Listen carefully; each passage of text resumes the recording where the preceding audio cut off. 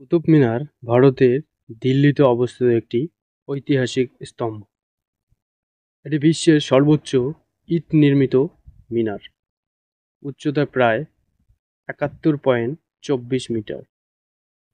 নির্মাণটি শুরু করেন কুতুব উদ্দিন আইবক ১১৯৩ সালে। পরে নির্মাণ সম্পূর্ণ করেন ইলতুৎমিশ ও ফিরোজ শাহ তুগলক। মিনারটি ৫টি তলা নিয়ে গঠিত।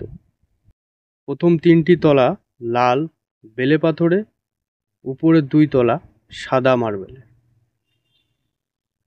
এর বাইরের অংশে কোরআনের আয়াত খোদাই করা রয়েছে।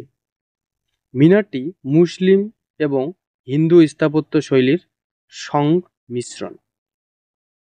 কুতুব কমপ্লেক্সে জৈন ও হিন্দু মন্দিরের স্তম্ভ রয়েছে। ১৫০৫ থেকে ১৮০৩ সালে ভূমিকম্পের ক্ষতিগ্রস্ত হলেও সংস্কার হয়নি। এর আশেপাশে আরও ধ্বংসাবশেষ ও স্থাপনা রয়েছে, কুতুব মিনার চত্বর নামে পরিচিত। মিনারে সোপান সংখ্যা ৩৭৯টি। কুতুব মিনার ইউনেস্কো বিশ্ব ঐতিহ্যবাহী স্থানের তালিকায় রয়েছে। মিনারটিকে ঘিরে রয়েছে লতা পাতা, ফুলের মালা ও আরবি লেখার সারি। কুতুব মিনার দিল্লির অন্যতম জনপ্রিয় পর্যটন কেন্দ্র এবং ইতিহাসের অন্যান্য দিকদর্শন। মিনার নির্মাণকাল শুরু হয়েছিল ১১৯৩ খ্রিস্টাব্দে দিল্লি সুলতানের প্রথম শাসক কুতুবউদ্দিন আইবকের আদেশে কুতুব মিনারের নির্মাণ কাজ শুরু হয়। মিনারের উপর তলাগুলোর কাজ ১৩৮৬ খ্রিস্টাব্দে সম্পূর্ণ করেন ফিরোজ শাহ তুগলক।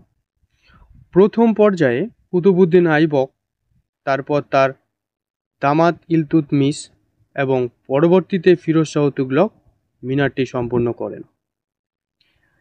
১৫০৫ সালে সিকান্দার লোদি, ১৮০৩ সালে এবং পরে বিভিন্ন শাসক দ্বারা সংস্কার করা হয়। এটি বিশ্বের সর্বোচ্চ ইট নির্মিত মিনার।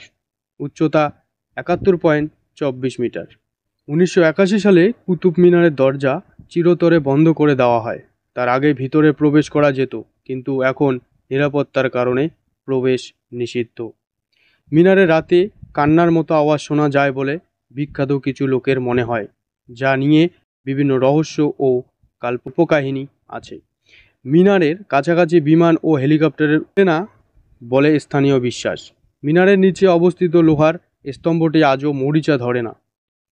এটি এক প্রাচীন ধাতুবিদ্যার নিদর্শন, যার গোপন রহস্য এখনও পুরোপুরি বুঝতে পারেননি বিজ্ঞানীরা। মিনারে ধীরে ধীরে মোটা থেকে সরু হওয়ার নির্মাণ শৈলী এমন যে এটি দেখতে আরও উঁচু ও বৃহৎ মনে হয়। স্থাপত্যে মূলত দর্শককে বিভ্রান্ত করার জন্য এই প্রভাব সৃষ্টি করেছেন। মিনারের বিভিন্ন এক বন্ধ ঘর আছে, যা কিসের জন্য তৈরি করা হয়েছিল তা নিয়ে বিভিন্ন মতামত ও রহস্য রয়েছে। মিনারটি বহু ভূমিকম্প ও বজ্রপাত সহ্য করছে, এখনো দাঁড়িয়ে রয়েছে, না গড়িয়ে পড়েনি।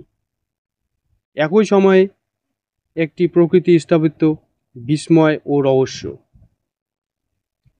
কুতুব মিনারের চত্বরে লৌহ স্তম্ভটি প্রায় ১৬০০ বছর পুরনো এবং এতে কোনো মরিচা বা ক্ষয় নেই। এটি পৃথিবীর অন্যতম ধাতুবিদ্যার রহস্য। ঐতিহাসিকদের মতে কুতুব মিনার ও চত্বরের বিভিন্ন স্থাপনা অংশগত উৎসর্গীকৃত ছিল প্রাচীন হিন্দু ও জৈন মন্দিরের খণ্ডাংশ স্তম্ভ দিয়ে, যা স্থাপত্যে পুনঃব্যবহার এর এক অদ্ভুত নিদর্শন। স্থানীয় কিংবদন্তি অনুসারে মিনারের ছোঁয়া পেলে নাকি সৌভাগ্য আসে।